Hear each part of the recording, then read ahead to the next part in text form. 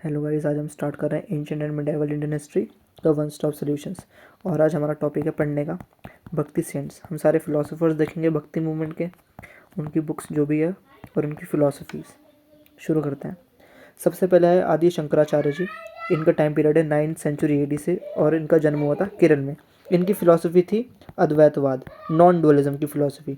ठीक है, अद्वैतवाद कि आत्मा और ब्रह्मा जो है वो डिफरेंट नहीं है, वो सेम ही है। और ये यूनियन कैसे अचीव होगा? ये यूनियन अचीव होगा थ्रू नॉलेज। उसके बाद आए रामानुजाचार्य। उनकी फिलॉसफी थी विशिष्ट अद्वैतवाद। ये कहते हैं कि सोल यूनाइट भी हो जाए अगर ब्रह्मा से तभी भी वो डिस्टिंक्ट रहता है, इसलिए विशिष्ट अद्वैतवाद। इनका टाइम पीरियड था 12th सेंचुरी AD के बीच में। और ये कहते हैं ये यूनियन कैसे अचीव होगा? ये अचीव होगा डिवोशन से। शंकराचार्य जी कहते थे ये अचीव होगा नॉलेज से। रामानुजाचार्य कहते हैं कि ये अचीव होगा डिवोशन से। उसके बाद आते हैं माधवाचार्य। ये 13th सेंचुरी के आसपास के हैं। इनकी फिलॉसफी द्वैतवाद। ये कहते हैं कि डिस्टिंक्ट है। कौन डिस्टिंक्ट है? ब्रह्मा और आत्मा दोनों ही डिस्टिंक्ट हैं। ठीक है, there lies a fundamental difference between them. इनकी फिलॉसफी को तत्ववाद भी कहा जाता है। ठीक है, और ये माधवाचार्य शंकराचार्य को और रामानुजाचार्य को दोनों को ही क्रिटिसाइज करते थे। उसके बाद आए निम्बरका है 13th सेंचुरी AD के आसपास। इनकी फिलॉसफी थी द्वैत अद्वैत, मतलब ये डुअलिज्म को भी मानते थे और नॉन डुअलिज्म को भी मानते थे। Duality and non duality at the rate same time. ये जो निम्बरका हैं ये किस चीज़ के फाउंडर थे? निम्बरका संप्रदाय। इन्होंने निम्बरका संप्रदाय की स्थापना करी थी। उसके बाद आते हैं यूपी में रामानंदा, बहुत ही फेमस, बहुत ही पॉपुलर रामानंदा।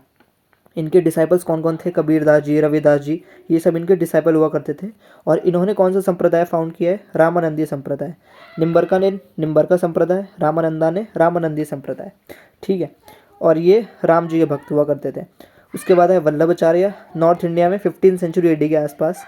इन्होंने कौन से कृष्णा सेंटर्ड पुष्टि मार्ग की स्थापना की थी। ठीक है, ये बिलीव करते थे शुद्ध अद्वैता में, प्योर नॉन डुअलिज्म की। डुअलिज्म तो है ही नहीं, नॉन डुअलिज्म है। ठीक है, और ये साल्वेशन किसकी बात करते हैं? Solvation through devotion. रामानुजाचार्य किसकी बात करते थे? साल्वेशन, वो भी डिवोशन से। और शंकराचार्य जी किससे बात करते थे? नॉलेज से। उसके बाद आए कबीरदास जी, 15th सेंचुरी के आसपास यूपी में है। ये एक वीवर हुआ करते थे। ठीक है, इनकी फिलॉसफी थी मोनिस्ट अद्वैता की, कि जो भगवान है वो सबके अंदर विराजमान है, ऐसा बोलते थे। ये रामानंदा जी, ये ऊपर वाले, इनके डिसाइपल हुआ करते थे। ठीक है, और इनकी एक बहुत फेमस बुक है जिसका नाम है बीजक। ठीक है, कबीरदास जी के दोहे वगैरह भी सुने होंगे आपने। बुक का नाम है बीजक। उसके बाद आए गुरु नानक देव जी। इन्होंने सिखिज़म की स्थापना करी और ये निर्गुण सेंट थे। निर्गुण सेंट का मतलब क्या होता है? कि भगवान के कोई गुण नहीं होते। ठीक है, मूर्ति वगैरह पूजन नहीं करते हैं ये। इन्होंने पंजाब में सिखिज़म की स्थापना की। उसके बाद है नरसिंह मेहता। आप इनको ऐसे जानते होंगे कि जो गांधी जी थे, जो सॉन्ग सुना करते थे वैष्णव जन, तो वो नरसिंह मेहता ने लिखा है। ठीक है, ये वैष्णव सेक्ट से बिलोंग करते थे और ये 15th सेंचुरी के आसपास हुए थे। उसके बाद है बहुत ही famous Chaitanya Mahaprabhu, 15th century के आसपास। इनकी जो फिलॉसफी थी उसका नाम था अचिंत भेद भेद। ठीक है, इन्होंने गौड़िया वैष्णविज्म की स्थापना की है। ये सगुण सेंट थे, मतलब ये मानते थे कि भगवान के पास गुण होते हैं, एट्रीब्यूट्स होते हैं। और वेस्ट बंगाल में जतराज भी इन्होंने ही स्टार्ट किए थे। ठीक है, इन्होंने इस्कॉन भी फाउंड किया था। और कीर्तन, भजन कीर्तन होते हैं ना, इन्होंने ही पॉपुलराइज करे थे नॉर्थ ईस्ट में। इनकी जो बुक है उसका नाम है शिक्षाष्टकम। ठीक है, इनकी बुक का नाम है। उसके बाद आए शंकरादेव, असम में। इन पे बहुत क्वेश्चन आ रहे हैं, काफ़ी एग्जाम्स में देखे हैं मैंने। इन्होंने एक बुक लिखी थी जिसका नाम था कीर्तन घोष। ये NCERT में भी मैंशनड है। कीर्तन घोष इनकी बुक का नाम है।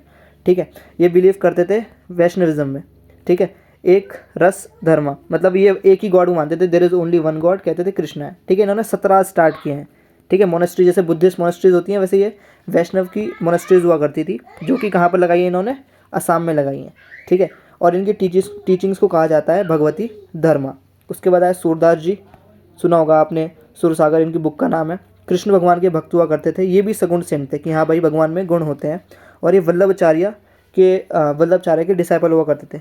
वल्लभाचार्य वही पुष्टि मार्ग सेक्ट जो हमने पीछे पढ़े थे, जो पुष्टि मार्ग सेक्ट इस्टेब्लिश करते हैं, उनके ये डिसाइपल हुआ करते थे। उसके बाद आई मीराबाई जी। इनको पता ही होगा आप, ये कृष्ण जी की भक्त हुआ करती थी। इन्होंने बहुत सारे भजन भी कंपोज किए और खुद भी गाया करती थी। उसके बाद आए दादू दयाल। इनके जो फॉलोअर्स को है उन्हें दादू पंथी कहा जाता है। और ये कास्ट सिस्टम को एकदम रिजेक्ट करते थे कि हम नहीं मानते कास्ट सिस्टम है। उसके बाद आए ज्ञानेश्वर जी।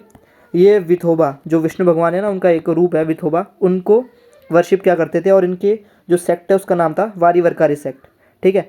और लास्ट में है नामदेव जी, ये भी वरकारी सेक्ट, ये जो वरकारी हैं इनको ही वर्शिप क्या करते थे, और विथोबा की वर्शिप क्या करते थे, सेक्ट का नाम था वरकारी, ठीक है। उसके बाद आए एकनाथ जी, ये 16 सेंचुरी के आसपास है, ये भी वरकारी सेक्ट वाले थे। उसके बाद आए समर्थ रामदास जी, इनका टेक्स्ट है उसका नाम है दासबोध, ये सब एनसीईआरटी में मेंशन है तो याद होना चाहिए। रामदास जी के टेक्स्ट का नाम क्या था, दासबोध। उसके बाद आए गुरु घासीदास, 18 सेंचुरी के आसपास, इन्होंने जो कम्युनिटी फाउंड करी उसका नाम था सतनामी कम्युनिटी, ठीक है। तो ये ऑलमोस्ट जितने भी हैं भक्ति सेंट्स वो हमने कर लिए हैं, ठीक है। मिलते हैं नेक्स्ट वीडियो में, टाटा बाय बाय।